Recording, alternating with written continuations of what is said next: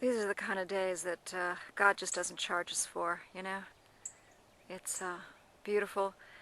This is an area of the property where it kind of begins to go downhill a little bit into a head, a weeping hill. And that's where bog flowers love to grow. I'm going to see in a few minutes if any of them have popped up yet. Maybe the hat pins or the bog buttons.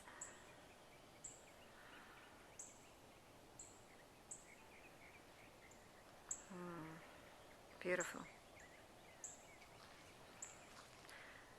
Now see, just a couple of years ago, these trees were so small that the profile on the side of the path was very different.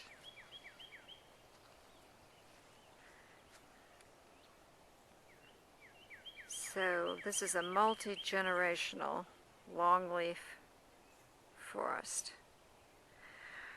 I think we had so many volunteer trees growing after Hurricane Ivan because it was at a time when in September there the trees got slammed to the ground and their cones were just blasted onto the ground, and I think it's my theory anyway that the little seeds popped out. Some of them were even driven into the ground, and we had a much greater volunteer growth of trees than we've ever seen before. Hear the woodpecker?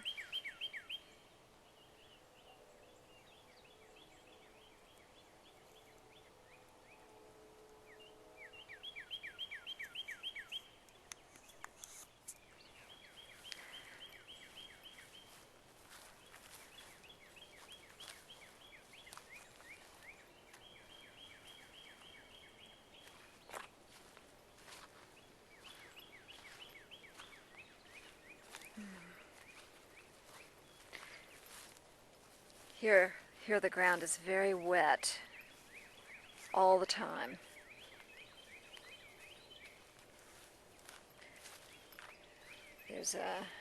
We've had a lot of rain in the last few days, and you can see, well, my shadow keeps getting in the way. This little pool of water is always there, and I can begin to see, we have sundews that come out here, and the bog buttons and the big colony of hat pins. I'm looking to see, here's another kind of a hole. It's always dripping water. In fact, you can maybe hear the water.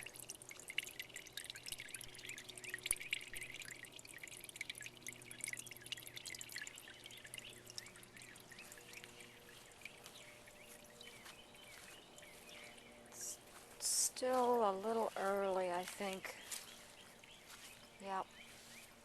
For these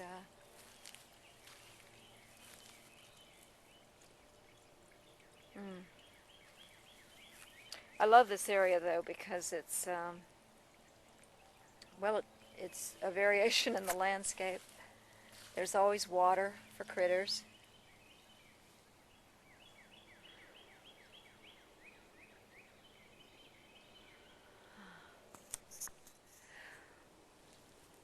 I've just arrived at what we call the number 6, and number 6 is a food plot, wildlife feeding plot. It's a food plot. It's where a hunter comes and they sit in what's known as a shooting house. I try to think of some other softer, more euphemistic name to put on this because a shooting house just sounds terrible. Of course, I'm not a hunter, but there is I have a respect for the hunting tradition, and certainly for Buck. It's a tradition he was raised with, a tradition that is probably sadly disappearing. This is a place where he comes during the hunting season. No other hunters hunt out here except for his friend Harold, and Harold's hunting years are really behind him, I would say.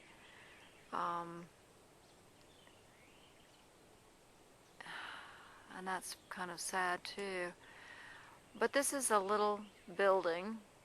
Harold and Buck built it, put it together. There are several of them on the property, and they're very proud of these because they have stairs, as you can see, kind of rickety, a little bit scary looking. But you open the door, there's a little lock on it, and you go inside, there's a seat, and they actually have some kind of a large automotive funnel that's used, I think, for pouring, I don't know what, doing something with cars, pouring oil or battery acid. I don't know what you do with them. Anyway, it's this big plastic funnel, and they've got it attached to a hose buried in the ground where they made a little septic tank. And so it's a urinal. I don't know how much they've ever been used, but I know a granddaughter one day thought that that was so cool. It was like a drinking fountain, and I had to explain to her, no, no, darling, don't put your mouth on that.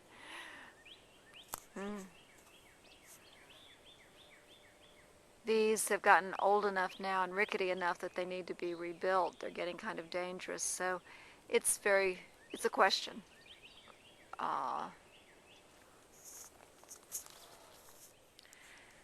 This is number 6, and you can see, although it's, gosh, more than a month, it's about a month past, just a month past the end of hunting season. This combination of oats and wheat and rye are a real treat for the birds, and there are no bird hunters around here. The green stuff continues to grow, heads out, makes seed, and so turkeys, the bunny rabbits, all the many birds, and of course the deer continue to use it for a food source, and it's just beautiful, I think. You can see this old snag there. That's one that was damaged during Ivan, but it's just taking a long time to fall. One day it will fall across the food plot here, and Harold and Buck will have to drag it off with a chain attached to the tractor, I suppose.